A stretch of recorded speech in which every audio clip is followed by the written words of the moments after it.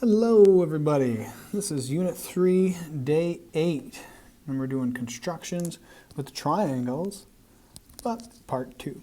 Okay, so yesterday, or the day before, the last lesson, I asked you to construct the incircle of a triangle and the circumcircle of a triangle.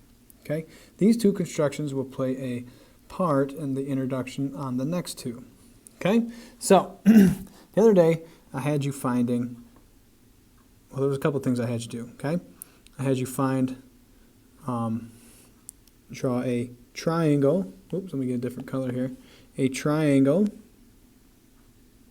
okay, with a circle inside, like you see here. And then the other construction was a triangle in the middle with a circle going around the outside, okay? So those were our constructions yesterday, and so those will tie into today's lesson. So going back to the in-center, okay, what's significant about this particular construction is that this circle is at its maximum size, right? It can't get any bigger without going outside the triangle, okay? And all three sides of the triangle are touching this circle, right? And so we call those line segments we call those tangent, right? And all that means is it's touching our circle without crossing it, right? It's actually just touching it at one particular point, okay? So that's what tangent means, or tangent to a circle, right? It just means that the line is touching once through some point on the circle, okay? So as you can see, our circle is at its max size, right? And so this in-center, what we're going to be doing today, the in-center is the center point of that circle inside the triangle, right?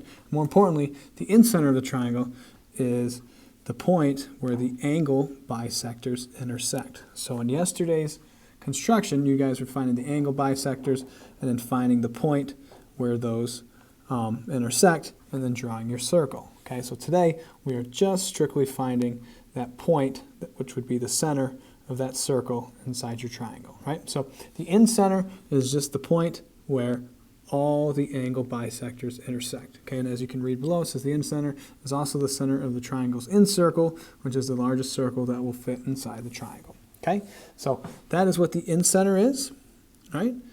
Now let's talk about the circumcenter. Okay, so again, yesterday's sketch was you were to find the circle that passes through all three vertices of the triangle. That's what it means to be the circumcircle, right? So you could have a picture like we have on the right, or we get a picture like the one on the left. Okay, you can have all sorts of pictures, all right? But the point is that the circumcircle, okay, touches or passes through all three vertices of the triangle.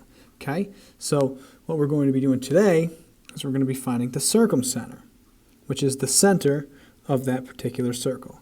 More importantly, the circumcenter of a triangle is where the perpendicular bisectors of all the sides intersect. Okay, so when you were doing that construction yesterday, you were using our method in doing perpendicular bisectors, right, in order to sketch your circle that goes around your triangle. So today, we're just strictly using those perpendicular bisectors to find that circumcenter. Okay, so the circumcenter of a triangle, again, is the point where the perpendicular bisectors intersect. Okay? Perpendicular bisectors of the sides intersect. All right? So, anyway, but before we jump into that, we're going to do a quick coordinate geometry proof, okay? And so, now I did this in class, so I'm just doing this again to make sure you guys understood what it is I was trying to get you guys to do, okay? So let's use the tools of geometry in order to prove that the circumcenter of the following triangle is the origin, okay? So what we're looking for is that the perpendicular bisectors of all three sides will intersect at this point right there. Well, you can't really see it because it's in blue. How about black? Okay, we're looking for all three of these perpendicular bisectors to go through the origin. Okay, so in order to accomplish that, okay, what we first have to do is we first have to, as you can see, I got them listed up here, the midpoint. All right, we're going to have to utilize the point slope formula, and we're going to have to be familiar again with our Hoy-Vox problems. All right, so down below, okay, what does it tell us to do? It says find the midpoint of each line segment first. Okay, so let's do that. All right, let's find the midpoint. So I'm going to find the midpoint of, let's do AB first. Okay, so AB. All right, so A is point -6, 3, and B, all right, looks like 6, 3. All right, and so in order to find the midpoint, I'm going to use this formula right here. x1 plus x2 divided by 2, y1 plus y2 divided by 2. And again, that is just going to be some point on the graph. All right? So, in this case,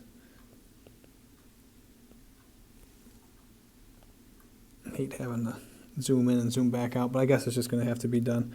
All right, so AB is going to be equal to. All right, so let me draw these points up here so I can at least scroll back and look. So this is -6, 3. This is 6, 3. And then this is 6, -3. Okay, so I'm doing AB right now. So AB is going to be -6 plus 6 divided by 2. And then 3 plus 3 divided by 2. Okay, and so the midpoint of AB is just going to be 0, 3. So I go back up here. I'm going to draw a big, we'll go green. Okay, so there's our midpoint. As you can see, if you count on both sides, 1, 2, 3, 4, 5, 6, 1, 2, 3, 4, 5, 6. 6 units on either side of that point. Okay, good. Let's take a look at BC. Well, midpoint of BC is going to be 6 plus 6 divided by 2, and 3 plus a -3 divided by 2. So I end up getting 6 again in the front, and the back end up getting 0. And so the midpoint of BC is going to be 6, 0, which we could have almost picked that point out, right? 3 units on either side. We almost could have done the same for the top, but it's important that we know or understand how to utilize this formula. Okay, so the last one, excuse me, I apologize. So I'm going to go 6 plus a -6, so 6 minus 6, divided by 2, and then 3 minus 3, 3 plus a -3, divided by 2. So AC, its midpoint, is actually equal to 0, 0.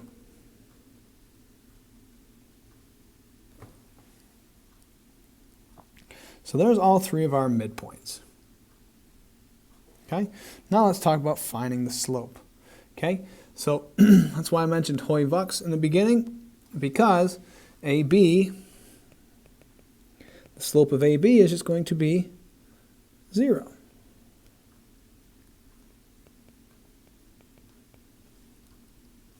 Okay, and then the slope of BC, that is a Vox problem, so that means our slope is undefined.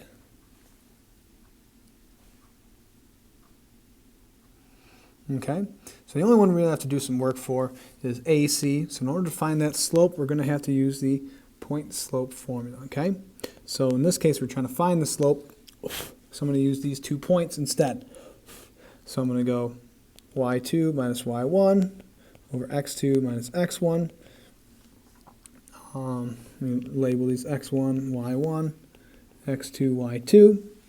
Okay, so y2 is -3 minus y1, which is 3, all over x2, which is 6, minus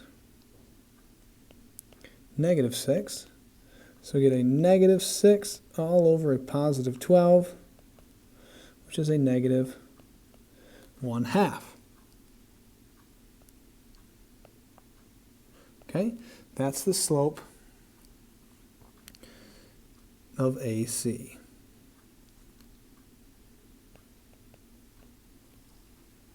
Okay, so the slope of AC, let me just write it off here so we can see it better.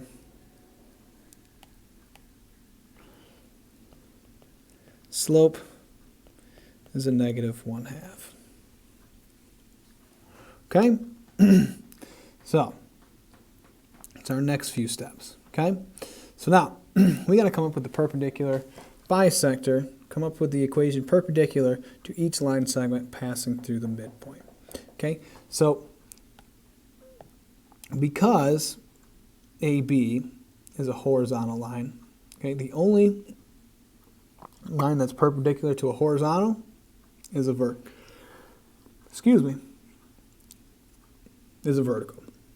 Okay, so we need to create a vertical line that goes, we need a different color, how about bright red. So here's our perpendicular bisector. It's a vertical line that goes straight through, okay, that midpoint. So come up with the equation that's each line perpendicular to the line segment. So I'm going to say AB, the line perpendicular to that is just going to be x equals 0.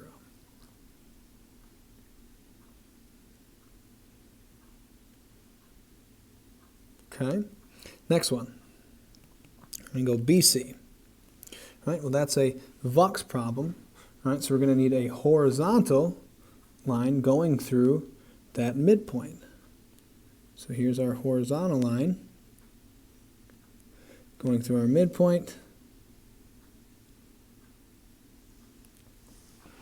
And so our equation is y is equal to 0. So the only one we really have to do a whole lot of work for is line segment AC, right? Because that one's slanted. That is not a Hoy-Vux problem. So in order to do that, we have to use this equation right here. Y minus y1 is equal to m x minus x1, where x1 and y1 is your midpoint. Okay, and so in this case we already have our slope. And also too, you can always verify your slope as well. I meant to do that. Okay, you can go down 1 over 2, back on the line. Down 1 over 2, back on the line. Down 1 over 2, back on the line. Down 1 over 2, down 1 over 2, down 1 over 2. Okay, so sometimes you're able to just kind of count out that slope. Okay, but make sure you do the rise, or the fall in this case, over your run. Okay, so it's either up or down, and then over to the right. Okay, so in this case, you can see, we can verify that our slope is correct. Okay, now, let's finish this off here. Okay, so the point we need to go through, all right, is our midpoint. And so the midpoint of AC is 0. So let's just fill in the blanks. Y minus 0 is equal to a negative 1/2 x minus 0. And then we can certainly simplify that, right? And so our equation, which I'll write over here to the side, actually I can fit it underneath here, it's going to be y, go back. Uno momento, por favor. Okay. Well, I just erased a bunch of stuff. Oops. That stays, okay? Everything is correct what I was doing there except, okay, I forgot one thing. This slope that we have to come up with, right? The line of this equation, what we're trying to create is a line that is the perpendicular bisector of AC. Okay, so we got to remember when we are creating a line that's perpendicular to another one, we have to use the negative reciprocal for their slope. Okay, so because our slope for AC is a negative 1/2, the slope we need is going to have to be a positive 2 over 1. Okay, so when we come up with this equation, okay, we have to switch our slopes. Almost fell victim to that. Okay, so when I flip it and negate it, my slope is just 2 over 1, or just 2. And so my final answer is just y is equal to 2x. Okay, so let's construct this line that supposedly is supposed to be perpendicular. Let's see if it works. So I'm going to start at the origin, and I'm going to go up 2 over 1, up 2 over 1, down 2, back 1, down 2, back 1. Let's see what we come up with. By George, look at that. Okay, not only is it the perpendicular bisector of AC, but it also goes through the origin. Okay, so what did we just show? We just utilized our tools of geometry, okay, in order to show that our perpendicular bisectors of each line segment, okay, or the circumcenter of the following triangle is at the origin. Okay, so put the equation on the coordinate graph. And so our equations were x equals 0, y equals 0, and y is equal to 2x. And their intersection is 0, comma 0.